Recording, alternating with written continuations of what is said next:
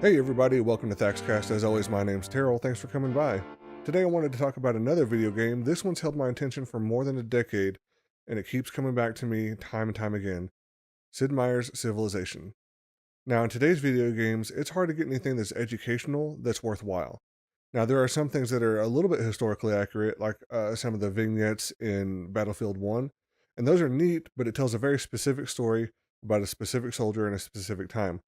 Civilization is one of those things that can teach you a lot about a lot of cultures, new units, uh, characters, world wonders, and things that are specific to certain areas of the world, while maintaining a very high level of challenge, good entertainment, and it can take you all day, which is plus or minus depending on how you look at it.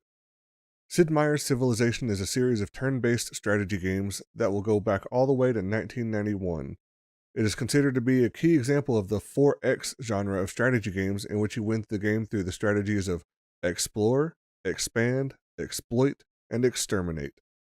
There are currently 6 main games in the series with several expansion packs and spin-offs.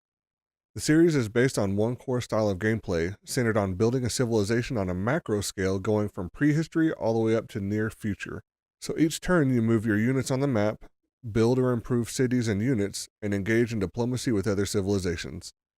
You set your research focus to learn new technologies, units, buildings, and world wonders. The main ways to win in most of the civilization games are to conquer other civs, build to a certain cultural level, reach Alpha Centauri first, or have the highest score after a total number of turns. The game has been through 3 developers and 5 publishers, so each game brings something new or redesigned, but the core of the game has stayed the same. You can select or be randomly assigned a civilization led by a real, factual leader. You can be Tokugawa of Japan or Brennus of the Colts, or Lincoln of the Americans.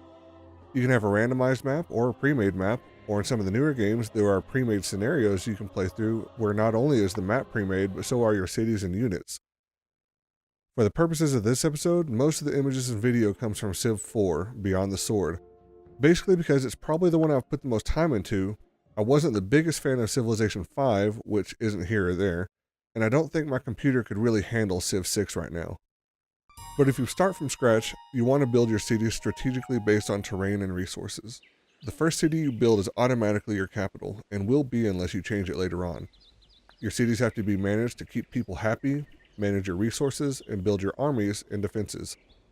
As you explore, you can come across native villages and get their help, or incur their anger. Finding villages can get you gold, units, technology, map knowledge, or it can spawn some angry barbarian units. In your cities, you build improvements that help with different aspects, whether it's science, culture, production, or entertainment. You can also build wonders. In the early games, it was just wonders of the world, mainly the 7 ancient wonders like the pyramids, that only one in the world can be built. And as the games have progressed, there are more wonders included, and eventually they added national wonders that each civilization can build one of each.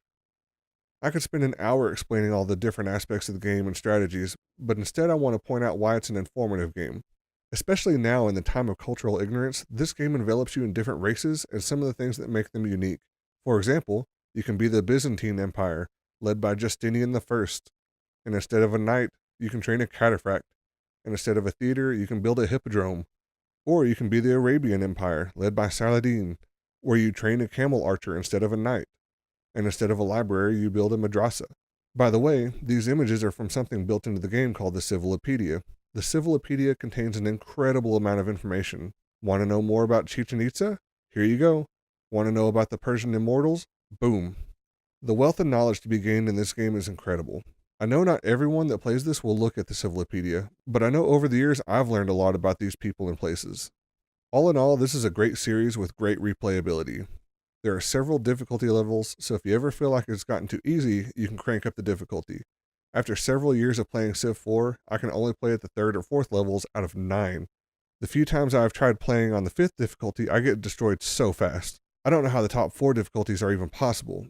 It has autosaves every few minutes, so if your game or your computer crashes, you can load an autosave. You can lose a whole afternoon on a game. On a long game, you can lose a whole day. On a survey by Game FAQs, the majority of people responded that an average game takes 8 to 13 hours. Now you can change some game settings and speed it up, but the normal speed is the best one for me. Civilizations 3 through 6, including all of their expansions, are available on Steam. If you catch them on a sale, you can get them cheap. My Civ 4 disc wasn't installing properly when I wanted to do this video, so I looked at Steam and got the Civ 4 Complete Collection for under $8.